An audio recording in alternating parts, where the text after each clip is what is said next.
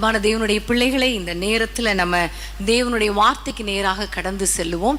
தொடர்ந்து நம்ம எல்லாரும் ஆண்டவருடைய வார்த்தையை நம்ம தியானித்து வருகிறோம். உங்களுக்கு தெரியும், தனித்து தேவனோடு, ஆமென், தனி ஜெபம், பர்சனல் ரிலேஷன்ஷிப் வித் காட் அப்படிங்கிறத விட அது ஒரு பக்கம், இன்னொரு பக்கம் பர்சனல் கம்யூனிகேஷன் வித் காட், ஆண்டவரோடு கூட பேசுகிற ஒரு சந்தர்ப்பம். அருமையான ஒரு வார்த்தை இல்லையா? பர்சனல் ப்ரேயர், தனித்து தேவனோடு, தனித்து தேவனோடு. இந்த வார்த்தை நமக்கு எவ்வளவு சந்தோஷமான ஒரு வார்த்தை தெரியுமா?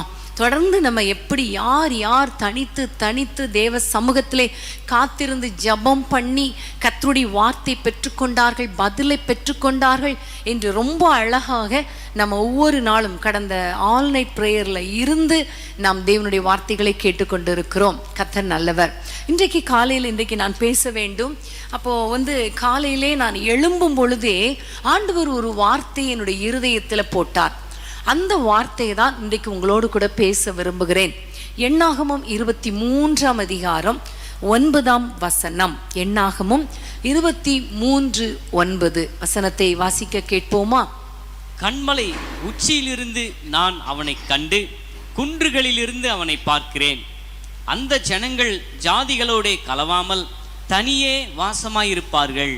ஆமென், ஹல்லேலூயா. அந்த ஜனங்கள் ஜாதிகளோட கலவாமல் தனியே வாசமாயிருப்பார்கள், தனியே வாசமாயிருப்பார்கள். எழும்பும் போதே, தூக்கத்திலிருந்து எழும்பும் போதே இந்த வார்த்தை என்னுடைய உள்ளத்துல வந்தது. தனியே வாசமாயிருப்பார்கள், ஜாதிகளோடு கலவாமல் தனியே வாசமாயிருப்பார்கள்.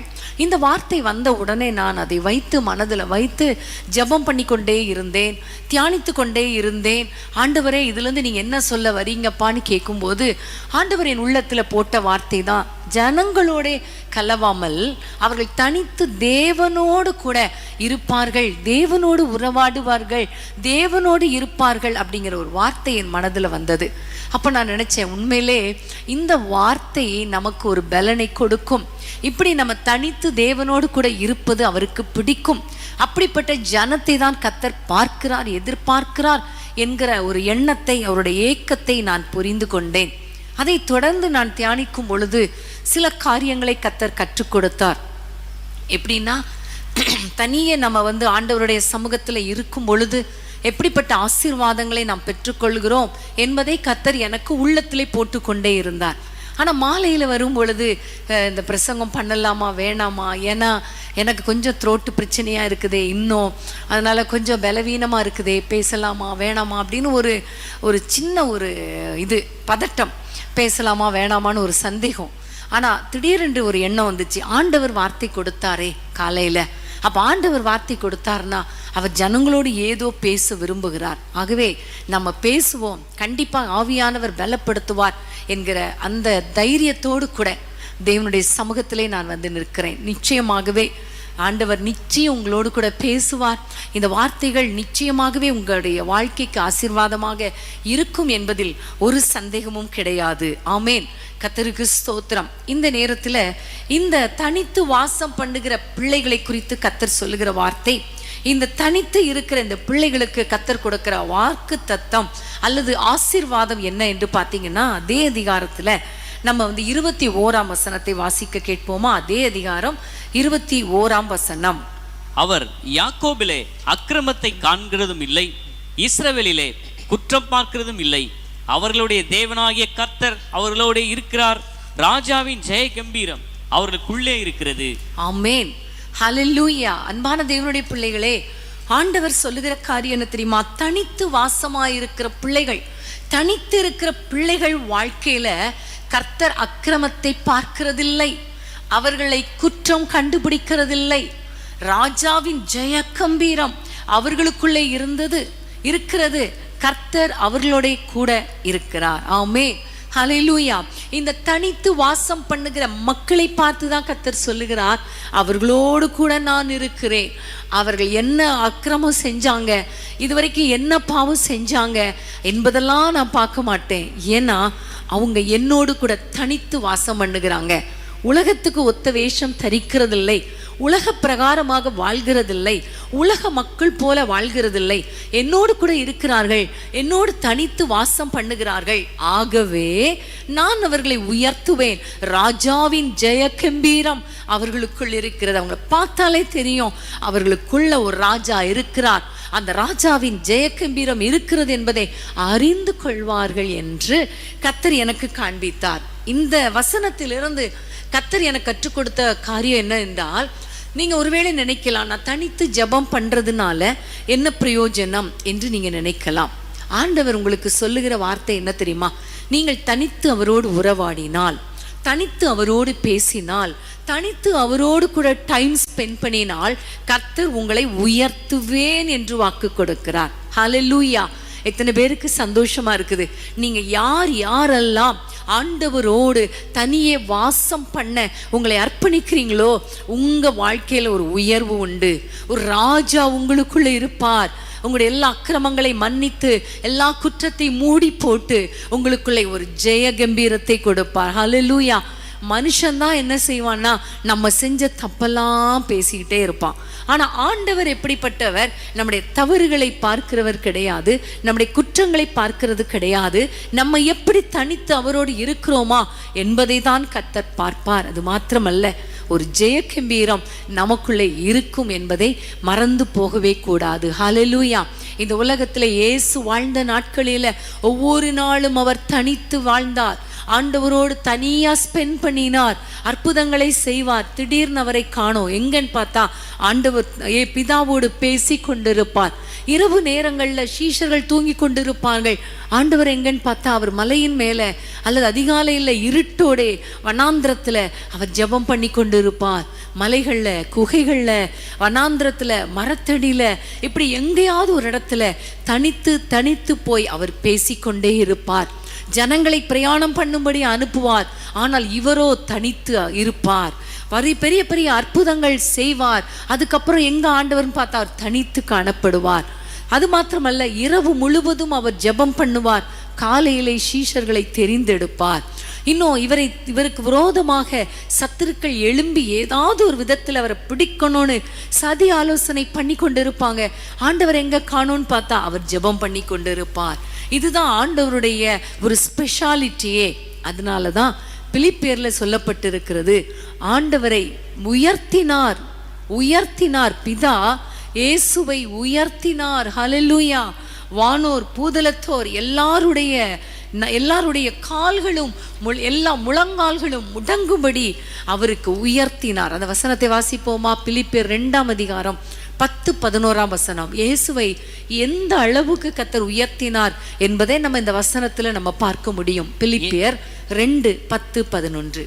இயேசுவின் நாமத்தில் வானோர் பூதலத்தோர் பூமியின் கீழானோருடைய முழங்கால் யாவும் முடங்கும்படிக்கும் பிதாவாகிய தேவனுக்கு மகிமையாக இயேசு கிறிஸ்து கர்த்தர் என்று நாவுகள் யாவும் அறிக்கை பண்ணும்படிக்கும் எல்லா நாமத்துக்கும் மேலான நாமத்தை அவருக்கு தந்தருளினார். ஆமென். எல்லா நாமத்துக்கும் மேலான நாமத்தை அவருக்கு தந்தருளினார். ஹல்லேலூயா!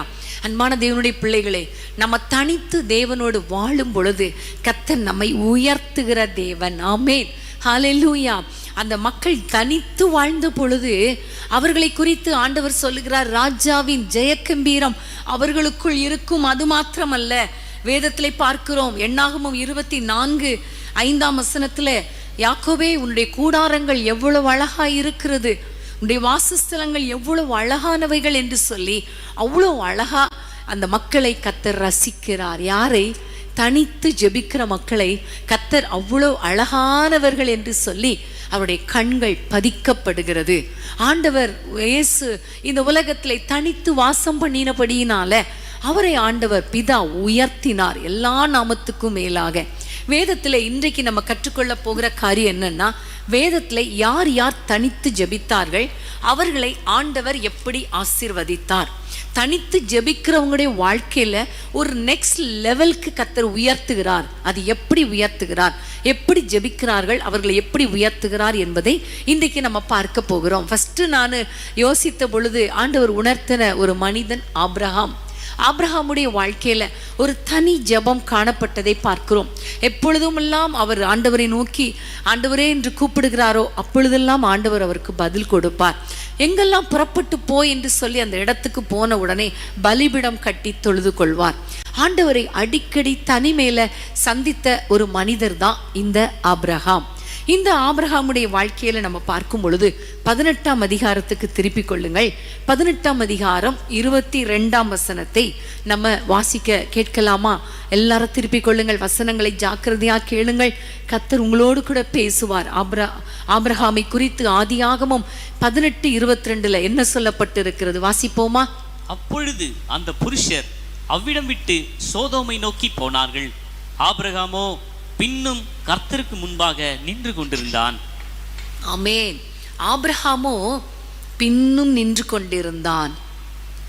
ஆபிரகாமோ பின்னும் கர்த்தருக்கு முன்பாக தனித்து நின்று கொண்டிருந்தான். இது ஆபிரகாமுடைய தனிமையாக ஜெபிக்கிற ஒரு தனி ஜெப வாழ்க்கையை குறிக்கிறது. ஆமென். எல்லா புருஷர்களும் வந்தாங்க, சோதோம் குமாரா பட்டணத்தை அழிக்க போறேன்னு சொல்லிட்டு கர்த்தருடைய தூதர் போய்விட்டார்கள். ஆனால் ஆபிரகாம் எங்கேயும் போகாமல், வீட்டுக்கு போகாமல் தனித்து தேவனோடு கூட நின்று கொண்டிருந்ததை நம்ம பார்க்கிறோம். அவர் போராடி ஜெபிக்கிறார், மன்றாடி ஜெபிக்கிறார். இப்போ நம்ம தனி ஜெபம் அப்படின்ன உடனே நம்ம நினைக்கிறதெல்லாம் ஆண்டவரிடத்துல போய் என்னுடைய தேவைகளை அதை சந்திங்கப்பா, இதை சந்திங்கப்பா, அதை தாங்கப்பா, இதை தாங்கப்பா, இது மட்டும்தான் தனி ஜெபம் நம்ம லிஸ்ட்ல வைத்திருக்கிறோம். அப்படி அல்ல, அதுவும் தனி ஜெபம் தான். ஆனா அதே வேளையில பட்டணத்துக்காக, தேசத்துக்காக தேவனுடைய சமூகத்துல தனித்து ஜெபிப்பதும் தனி ஜெபம் தான். ஆமென். அதை ஆண்டவர் அதிகமாக எதிர்பார்க்கிறார். இந்த 5:30 பிரேயர் ஸ்டார்ட் பண்ணதின் ஒரே நோக்கம் என்ன தெரியுமா? தேவனிடத்தில் போய் நம்ம எல்லாரும் ஆங்காங்கே இருந்தாலும் தனியா தேவனோடு கூட போராடி, அப்பா இந்த கொள்ளை நோய் காலத்துல சுகத்தை தாரும், மக்களுக்கு பாதுகாப்பை தாரும், மக்களை ஆசீர்வதியும் என்று மன்றாடி ஜெபிப்பதற்காகத்தான் இந்த கூட்டமே ஆயத்தப்படுத்தப்பட்டது. ஆமென்.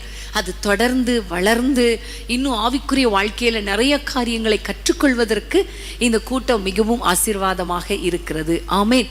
இந்த ஆபிரகாம் தனித்து நின்று சோதோம் கொமோரா பட்டணத்துக்காக அவன் மன்றாடி ஜெபித்தான். ஆனால் அங்கு நீதிமான்கள் இல்லாதபடியினால சோதோம் கொமோரா பட்டணம் அழிக்கப்பட்டாலும் இந்த ஆபிரகாமுடைய ஜெபத்தை கேட்டு நீதிமானாகிய லோத்தையும் அவனுடைய குடும்பத்தையும் கர்த்தர் வெளியே கொண்டு வந்து பாதுகாத்தார் என்று நம்ம பார்க்கிறோம்.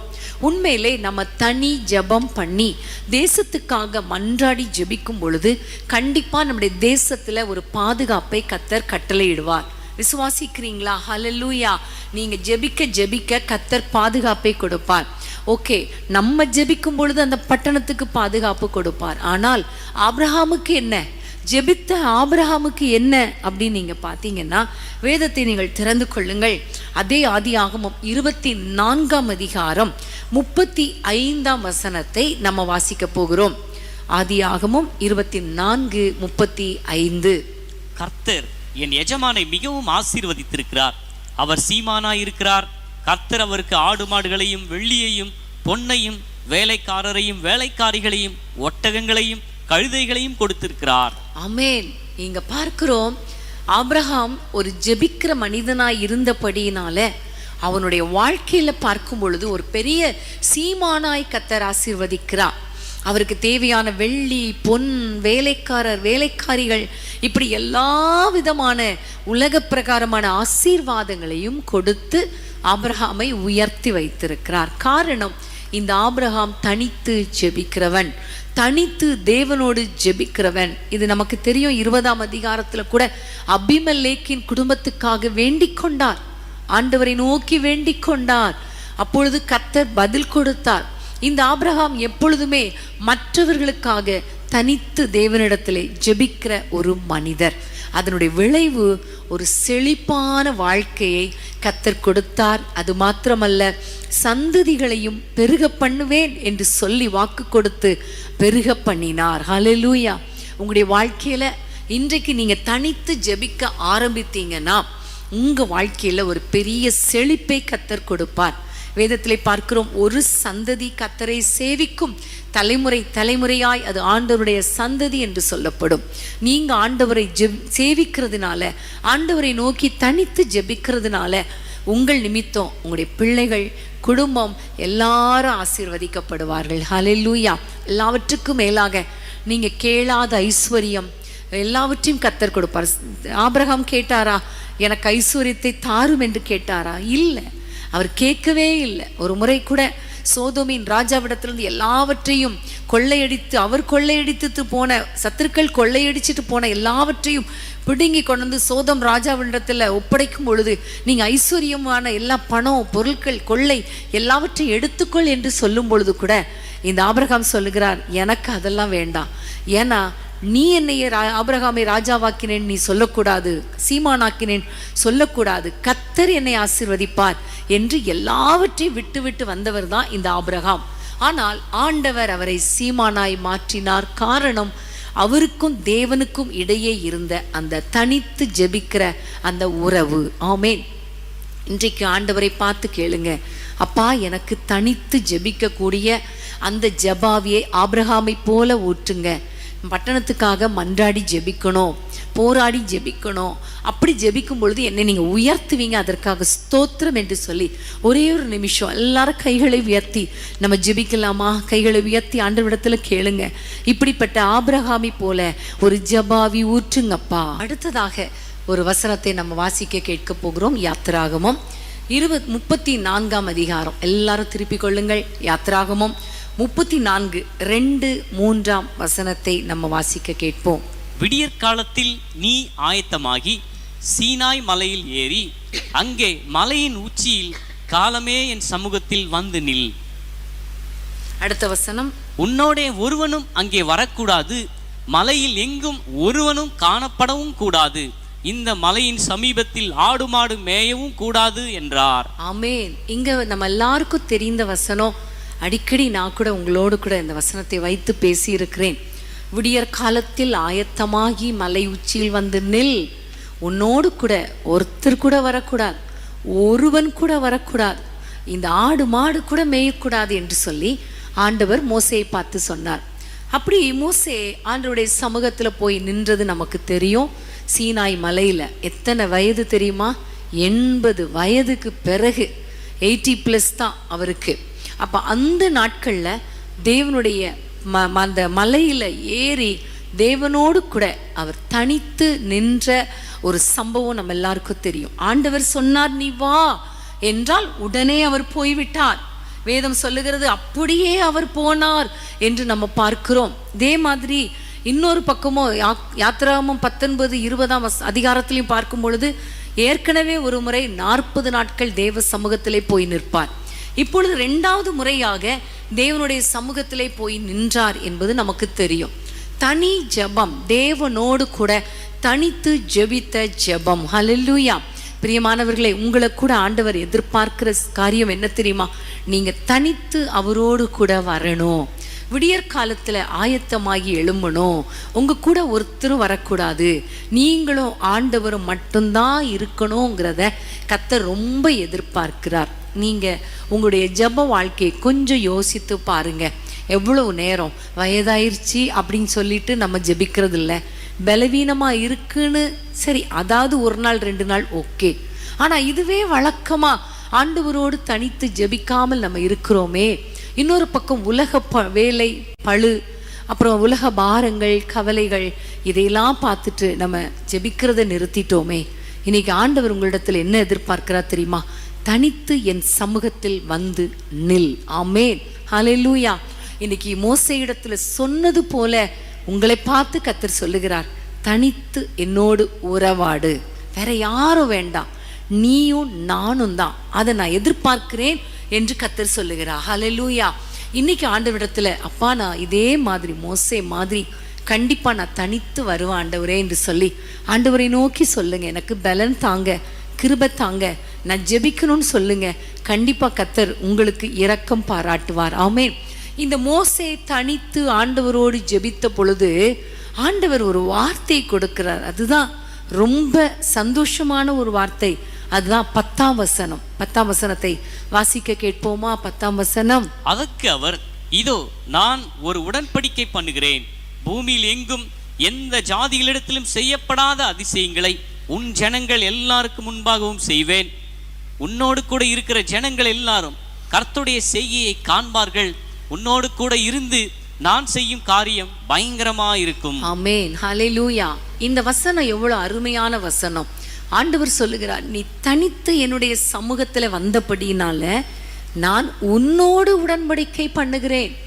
பூமி எங்கும் எந்த ஜாதிகளிடத்திலும் செய்யப்படாத அதிசயத்தை உன் ஜனங்கள் எல்லாருக்கும் முன்பாக செய்வேன். உன்னோடு கூட நான் இருப்பேன். உன்னோடு கூட நான் இருந்து நான் செய்யும் காரியம் பயங்கரமாயிருக்கும். ஹல்லேலூயா. பயங்கரமான காரியத்தை நான் செய்வேன் என்று ஆண்டவர் வாக்கு கொடுக்கிறார். பிரியமான தெய்வ பிள்ளைகளே, இன்றைக்கு நீங்க யாரெல்லாம் ஆண்டவருடைய சமூகத்துல தனித்து வாசம் பண்றீங்களோ அவங்களுக்கு கர்த்தர் கொடுக்கிற வார்த்தை தான் இந்த வசனம். உங்களோடு கூட நான் இருந்து பெரிய காரியத்தை செய்வேன். ஒருவேளை நீங்கள் பெரிய காரியத்துக்காக எதிர்பார்த்து இருக்கலாம். இன்னும் பெரிய காரியம் நடக்கலையே ஆண்டவரே என் வாழ்க்கையில, நான் எவ்வளோ ஜோமணி பார்த்துட்டேன்னு நினைக்காதீங்க. இன்னும் கொஞ்ச நாள் தனித்து ஜோமணி பாருங்க, கர்த்தர் பெரிய காரியங்களை செய்வார். ஹல்லேலூயா. கர்த்தருக்கு ஸ்தோத்திரம். நியாயாதிபதிகளின் புத்தகத்துக்கு திருப்பி கொள்ளுங்கள். நியாயாதிபதிகள் 11ஆம் அதிகாரம் 11ஆம் வசனத்தை வாசிக்க கேட்போம். நியாயாதிபதிகள் 11:11. அப்பொழுது யெப்தா கீலேயாத்தின் மூப்பரோடே கூட போனான். ஜனங்கள் அவனை தங்கள் மேல் தலைவனும் சேனாபதியுமாக வைத்தார்கள். யெப்தா தன் காரியங்களை எல்லாம் மிஸ்பாவிலே கர்த்தருடைய சந்நிதியிலே சொன்னான். ஆமென். யெப்தா தன்னுடைய காரியங்களை எல்லாம் மிஸ்பாவிலே கர்த்தருடைய சந்நிதியிலே அவன் சொன்னான். ஆமென், ஹல்லேலூயா. யெப்தா பாருங்க, மிஸ்பாக்கு வர்றான். அவனை தலைவனாக சேனாதிபதியாக வைத்த பொழுது அவன் மிஸ்பாவுக்கு போய் கர்த்தருடைய சமூகத்துல, ஆண்டவரே அம்மோனியர் எங்களுக்கு விரோதமாய் வருகிறார்கள், இஸ்ரவேல் ஜனங்களுக்கு விரோதமாய் வருகிறார்கள், நீங்க ஒரு வெற்றியை தரணும் ஆண்டவரே என்று சொல்லி தேவனுடைய சமூகத்திலே, ஆண்டவருடைய சமூகத்திலே தன்னுடைய காரியங்களை சொல்லுகிறதை பார்க்கிறோம். இந்த யெப்தா யார்? அவர் ஒரு பரஸ்திரியின் மகன், மனுஷர்களால துரத்தப்பட்டவன். ஒரு காலத்துல அவனை கேவலமா பேசினாங்க. ஆனா எந்த மக்கள் கேவலமா பேசினாங்களோ அதே மக்கள் அவனை தூக்கி, சத்துருக்கள் வந்த பொழுது, அம்மோனியர் எதிர்த்து வந்த பொழுது, இதே யெப்தாவை தூக்கி, நீ தலைவனா இருப்பாயா, யுத்தத்துக்கு போவாயா, எங்களுக்கு ஒரு உதவி செய்வாயா என்று கேட்டு அவனை தலைவனாக்கினார்கள். ஆனா உடனே இவர் யுத்தத்துக்கு போகல. யுத்தத்துக்கு போவதற்கு முன்பாக மிஸ்பாவில் தன்னுடைய காரியங்களை அங்கிருக்கிற ஆண்டவரிடத்தில், ஆண்டவரை நோக்கி அந்த இடத்துல தன்னுடைய காரியங்களெல்லாம் மனம் திறந்து சொல்லுகிறான். தனித்து தேவனோடு டைம் ஸ்பெண்ட் பண்றான். தன்னுடைய காரியங்களை சொன்னதன் விளைவு அதே அதிகாரத்துல நீங்கள் பாருங்க, 32-33ஆம் வசனத்தை வாசிக்க கேட்போமா? யெப்தா அம்மோன் புத்திரரின் மேல் யுத்தம் பண்ண அவர்களுக்கு விரோதமாக புறப்பட்டு போனான். கர்த்தர் அவர்களை அவன் கையில் ஒப்பு கொடுத்தார். அவன் அவர்களை ஆரோவேர் துவக்கி மின்னித்துக்கு போகும் மட்டும் திராட்சை தோட்டத்தின் நிலங்கள் வரைக்கும் மகா சங்காரமாய் முறியடித்து 20 பட்டணங்களை பிடித்தான். இப்படி அம்மோன் புத்திரர் இஸ்ரவேல் புத்திரருக்கு முன்பாக தாழ்த்தப்பட்டார்கள். ஆமென், ஹல்லேலூயா. கர்த்தருடைய சமூகத்துல தன்னுடைய காரியங்களை சொன்னபடினால ஆண்டவர் ஒரு பெரிய வெற்றியை கொடுத்தார். சத்துருக்கள் மத்தியில ஒரு உயர்வை கொடுத்தார். சத்துருக்கள் தாழ்த்தப்பட்டார்கள். ஹல்லேலூயா. இந்த நாட்கள்ல உங்களை சுற்றி பலவிதமான சத்துருக்கள் இருக்கலாம். உங்களை நிந்திக்கிறவர்கள் பலர் இருக்கலாம். இவங்க எப்போ விழுவாங்கன்னு பார்த்துட்டு இருக்கிற கூட்டம் ஒரு பக்கம் இருக்கலாம். உங்களை குறித்து நிந்தையாய் பேசுகிற ஒரு கூட்டம் இருக்கலாம்.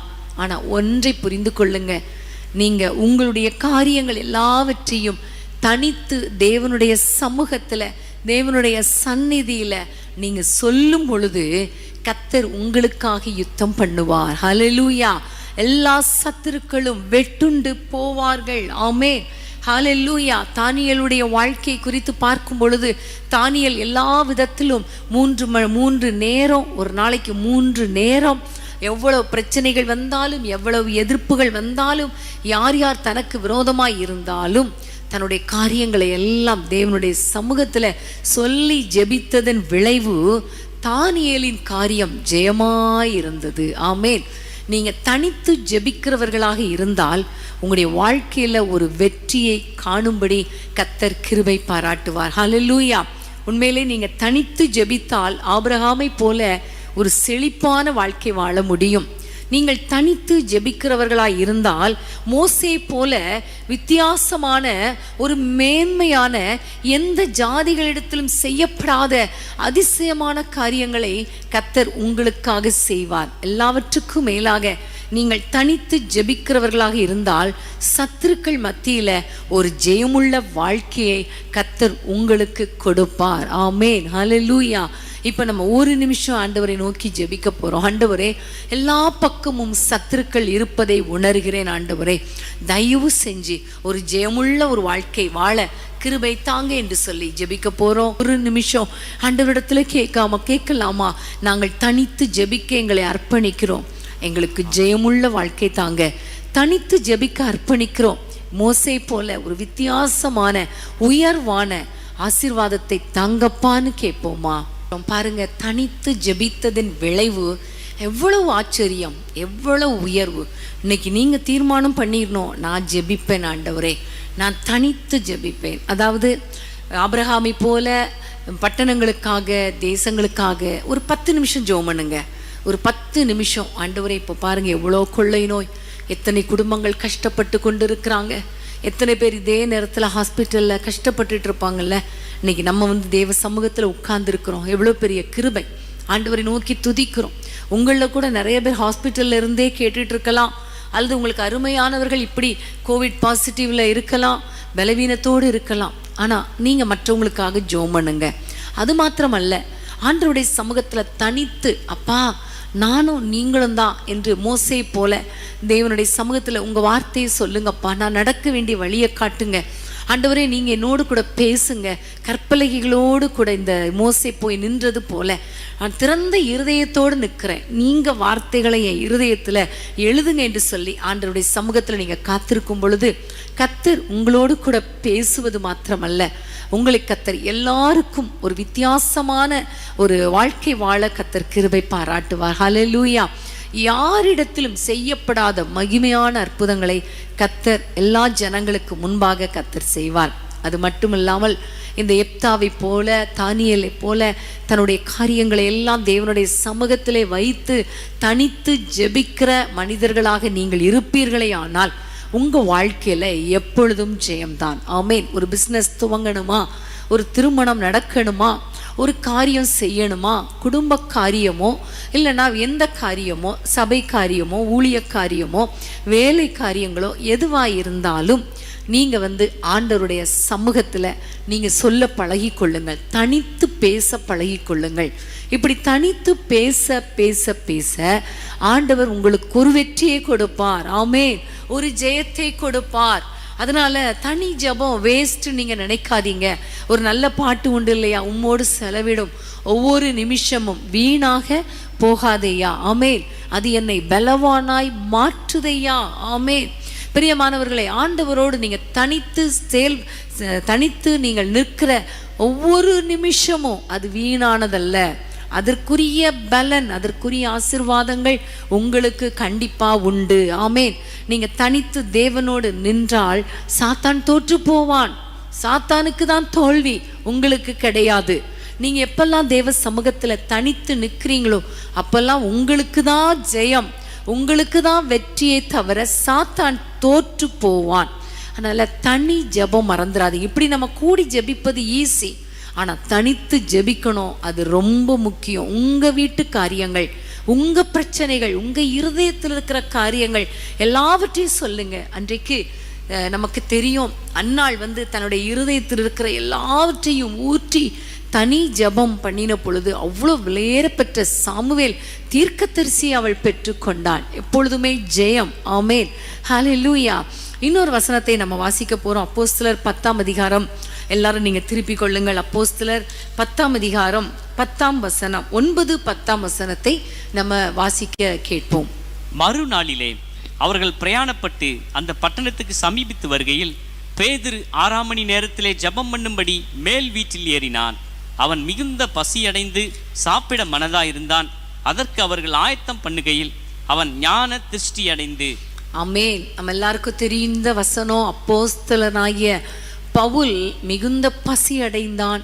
ஆனாலும் அந்த நேரத்துல தேவனுடைய சமூகத்துல மேல் வீட்டறையில போய் ஜெபம் பண்ணி கொண்டிருந்தார். ஹல்லேலூயா. இந்த பேதுருவை குறித்து நம்ம பார்க்கும் பொழுது ஆரம்பத்துல கெத்செமனே தோட்டத்துல கொண்டு வந்து ஜெபம் பண்ணுடா, 1 ஹவராவது ஜெபம் பண்ணு என்று ஆண்டவர் சொன்ன பொழுது அவ்வளோ தன்னுடைய ஆத்தும வியாகுலத்தெல்லாம் சொல்லி ஜெபி என்று சொன்னா நம்ம எல்லாருக்கும் தெரியும், அவர் தூங்கின ஒரு மனிதர், தூங்கிட்டாரு. அப்போ ஜெபம் பண்றதுல ரொம்ப சோம்பேறி, ஜெபம் தனித்து பண்ணவே பிடிக்காது அவருக்கு. சொல்ல போனா அந்த ஜெப வாழ்க்கையில ஒரு இன்ட்ரெஸ்டே கிடையாது.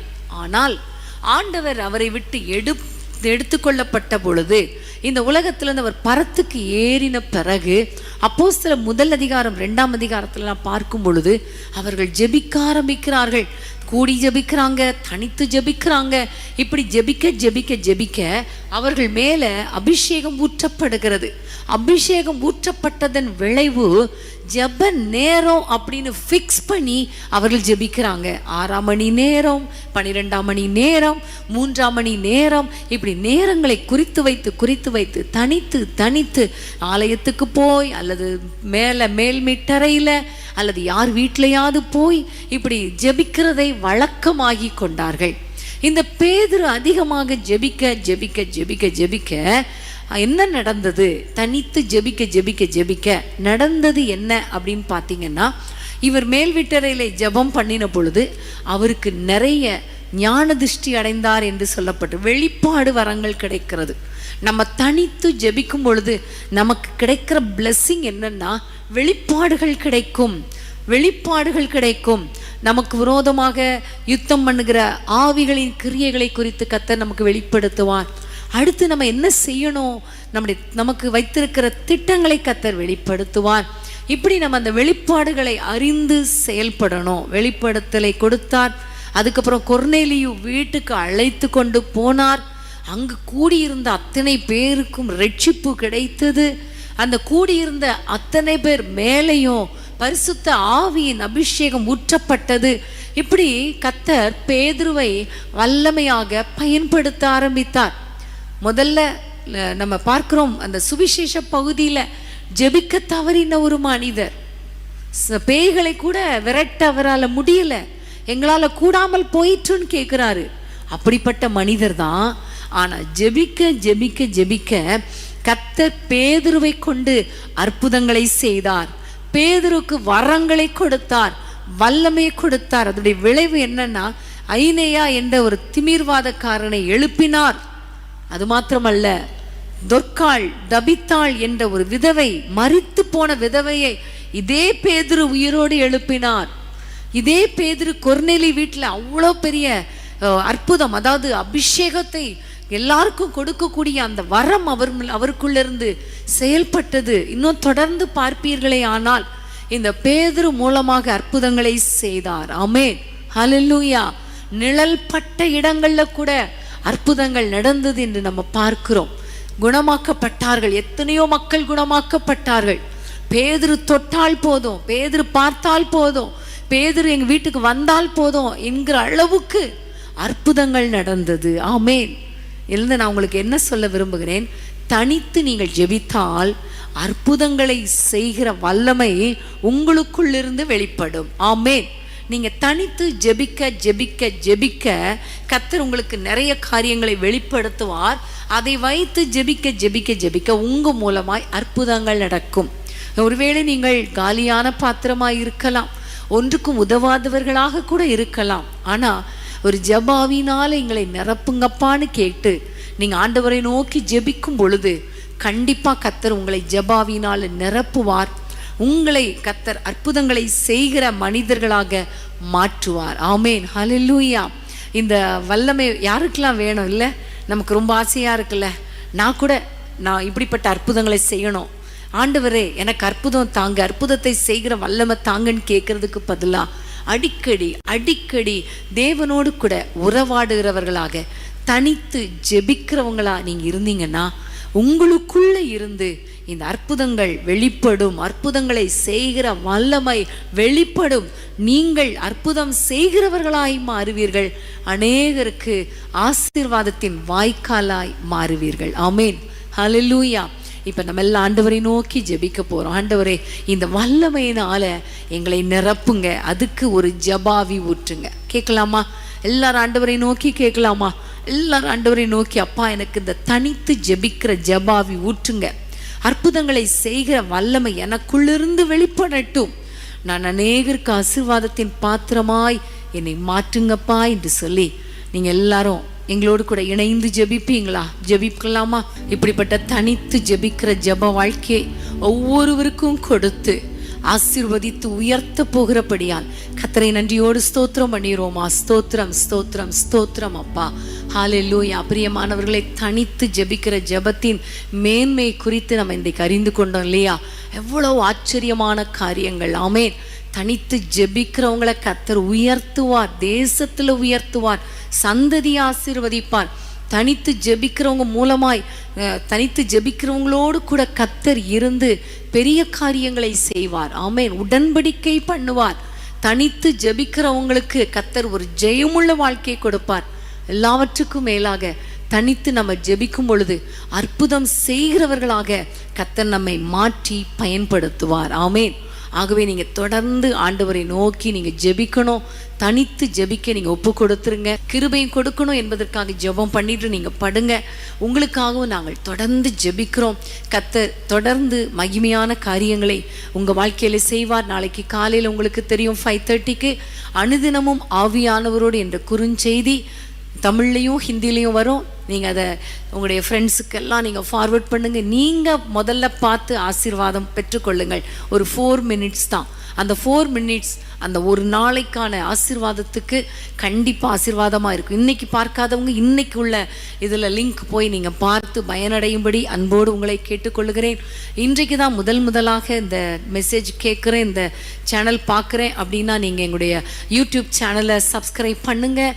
தொடர்ந்து இந்த நோட்டிஃபிகேஷன் உங்களுக்கு வரும். டிவி மூலமாக மற்றும் யூடியூப் மூலமாக, ஃபேஸ்புக் மூலமாக பார்த்து கொண்டிருக்கிற உங்கள் ஒவ்வொருவர் வாழ்க்கையிலையும் இந்த தனி ஜெப அபிஷேகத்தை கர்த்தர் உங்களுக்கு கொடுப்பாராக என்று நாங்கள் தொடர்ந்து ஜெபிக்கிறோம். நீங்களும் எதிர்பாருங்கள். கர்த்தர் நல்லவர். எல்லாரும் கைகளை உயர்த்தி ஆண்டவருக்கு ஸ்தோத்திரம் பண்ணி சொல்லுவோமா? என் ஆத்துமாவே கர்த்தரை ஸ்தோத்திரி, என் முழு உளமே பரிசுத்த நாமத்தை ஸ்தோத்திரி. என் ஆத்துமாவே கர்த்தரை ஸ்தோத்திரி, அவர் செய்த சகல உபகாரங்களை மறவாதே. ஆமேன், ஆமேன், ஆமேன், ஆமேன். ஹல்லேலூயா.